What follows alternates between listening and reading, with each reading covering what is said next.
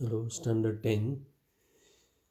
Last video में chapter 16 के 3 R कर दिए थे, रिड्यूस, रिसाइकल एंड रीयूज़। अभी 2 R बाकी है, रीपर्पज़ एंड रिसाइकल। ओके, रिफ्यूज़ भी बाकी था हमारा, राइट। तो रिफ्यूज़ से स्टार्ट करते हैं। This means to say, right, refuse मतलब मना करना। This means to say no to things people offer you that you don't need, right. मतलब लोगों को ना बोलो अगर कोई आपको कुछ देता है, राइट, जिसकी आपको ज़रूरत नहीं है। Refuse to buy products that can harm you, right. जो प्रोडक्ट्स आपको हार्म कर रहे हैं तो ऐसी चीज़ों के लिए आप मना करो। And the environment, right. तो आपको और एनवायरनमेंट को जो हार्मफुल है ऐसी चीज़ों के लिए मना करो। Say no to single use plastic carry bags, right. तो single use plastic carry bags के लिए भी मना करो, राइट। तो रिड्यूस हो गया हमारा, देन रीयूज़ हो गया, देन रिसाइकल हो गया है। अभी बचा है repurpose. This means when a product can no more be used for the original purpose, right. Think carefully and use it for some other useful purpose, right. मतलब कोई भी प्रोडक्ट को आप सोच के वापस इस्तेमाल करो, right. For example, cracked crockery और cups with broken handles can be used to grow small plants, right. टूटी हुई क्रॉकरी जो है या तो कप्स हैं जिनके हैंडल टूट गए हैं, तो उससे आप स्मॉल प्लांट्स ग्रो कर सकते हैं। And as feeding vessels for birds, right.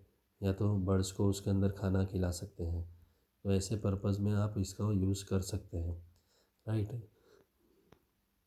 तो कोई भी चीज़ फेंको उससे अच्छा कोई दूसरे पर्पज़ के अंदर उसका यूज़ करो। ओके, उसको हम बोलते हैं repurpose. Even while making everyday choices we can make environment friendly decisions, right. तो एवरीडे चॉइसेस मेक करने के दौरान भी हम एनवायरनमेंट फ्रेंडली डिसीजन ले सकते हैं।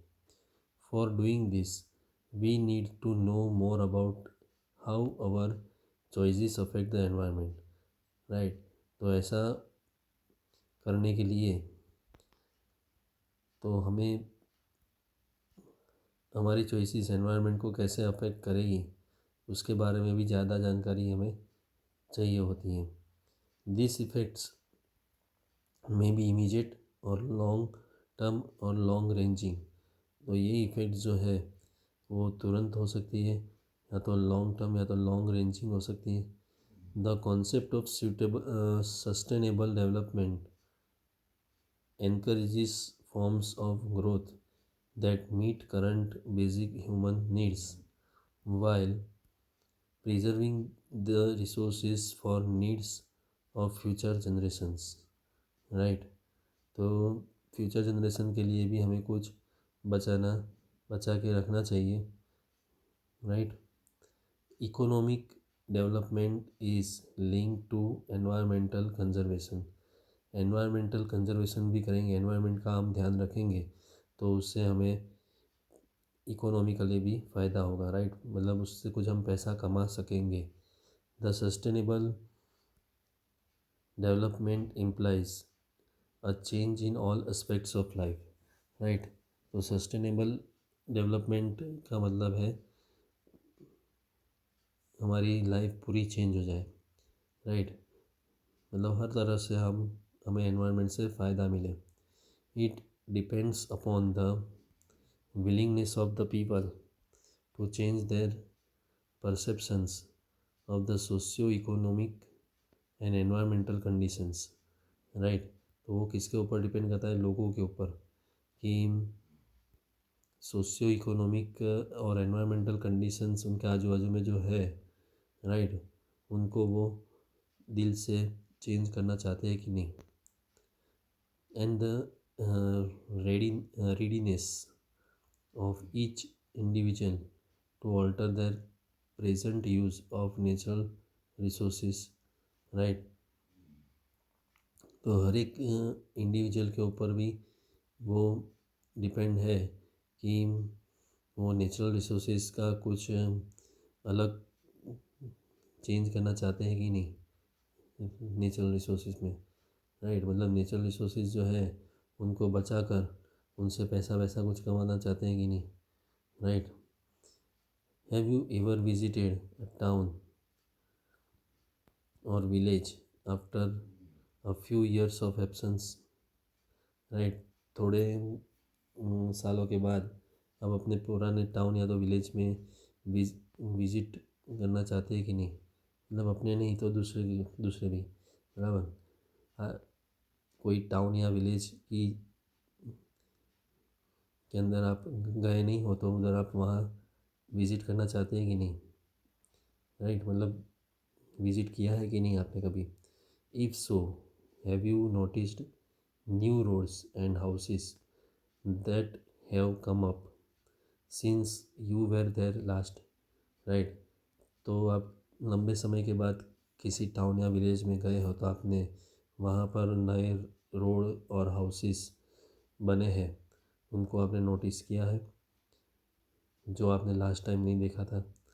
Where do you think the materials for making this roads and buildings have come from. तो ये बिल्डिंग्स और रोड बनने के लिए मटेरियल कहाँ से आया है। Try and make a list of the materials and their probable sources. तो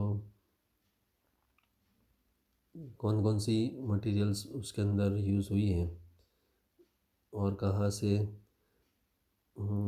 ये जो मटेरियल आया है जिससे ये सारी चीज़ें बनी, रोड और बिल्डिंग, तो उनका आप लिस्ट बनाइए।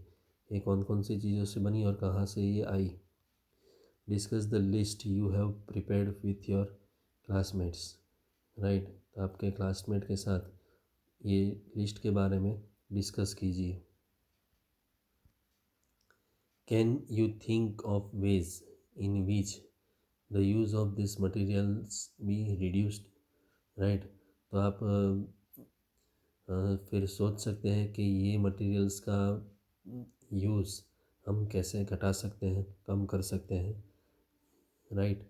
Y do we need to manage our resources. यहाँ से हम नेक्स्ट टाइम करेंगे।